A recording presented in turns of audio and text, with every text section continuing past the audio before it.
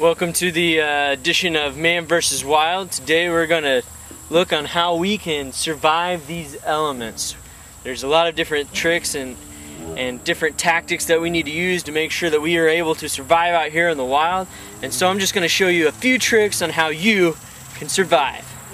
As you can tell, I am wearing these really hardcore brown boots. It's very important that you wear brown boots, not any other color.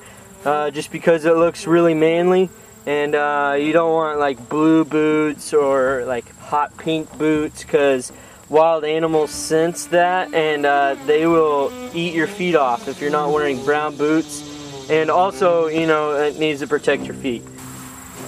Here you can tell I'm wearing just some typical denim jeans and a flannel shirt. And the reason behind this is if you're going to survive the elements, you need to make sure that you have on the protective wear that you need.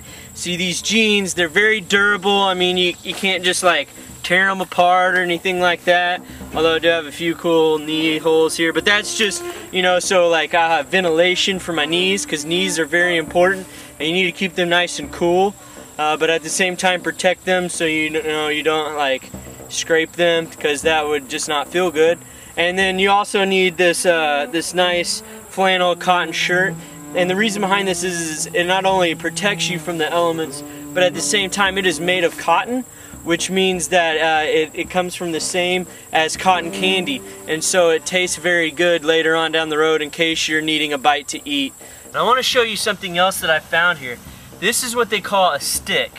Now a stick is something that you definitely need when you're out here in the elements. Now sticks are sometimes hard to come by and sometimes hard to find, but what you can do with it is a lot of different things. It'll help you out as you survive the elements.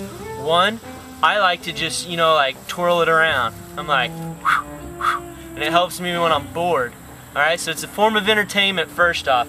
Secondly, you feel really powerful, like a great, I don't know, tribal leader almost. So in case you come across some indigenous group of people as you're out here in this wilderness, you automatically have a scepter that you can lead with. And third, you know, if there's like a bear or something, you could either, you know, go after it and then like stab it, or throw it and hopefully he chases it instead of you. One thing I did bring with me to survive with is a knife.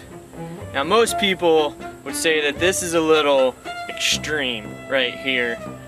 People like to carry pocket knives, they have like different gadgets on them, different things like that. Well, I find that a pocket knife isn't going to help you in serious times of trouble. I mean, what's a pocket knife gonna do when a bear comes and you're like, oh, gotta get the blade out. Oh no, that's a toothpick. No, you don't have time to do that. So I just take this around everywhere. This is a typical knife that you can get in any kitchen, including your own, I'm sure. And what I like to do is I just like to practice a little bit and do some different things like that, just in case a wild boar may come my way. And then, you know, I've got bacon in the morning. So make sure you have one of these bad boys, and they'll protect you. And you know, and sometimes if you get it just right, it can serve like a mirror, and you can see how good you're looking. Now, as you can tell, obviously it's getting pretty hot out here. I just looked at the sun, and it's 3 o'clock. And I found that out just by looking at it. It's just an old trick I picked up along the way. But it's really starting to get hot, hottest part of the day. And you know, I mentioned earlier that the cotton shirt.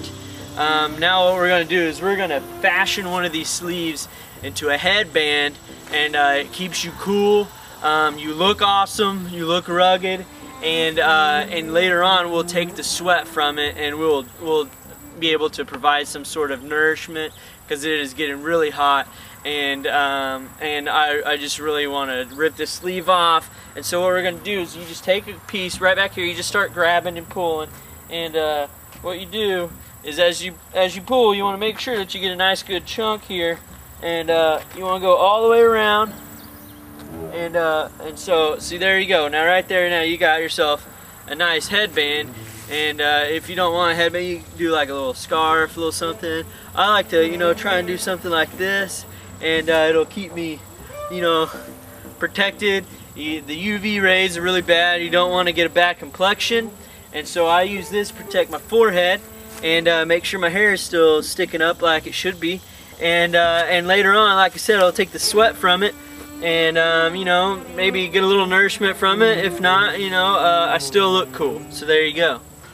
I've decided to take the sleeve here, and I've ripped it in half again, and I've made like this shroud covering thing, and it works a lot like shade, but it's directly on top of the head, which obviously will cool yourself a lot quicker and a lot better. And it works just as if I was just walking under branches all the time with just lots of shade on top. And so with this, it breathes real easily and really well, and I'm okay now, and I'm already feeling cooler. Both in the hip dress style, because you know I'm missing a sleeve, so that's cool, but I'm also feeling cooler because I've got this cooling me off temperature wise. So there's another trick to surviving the elements out here in the wild.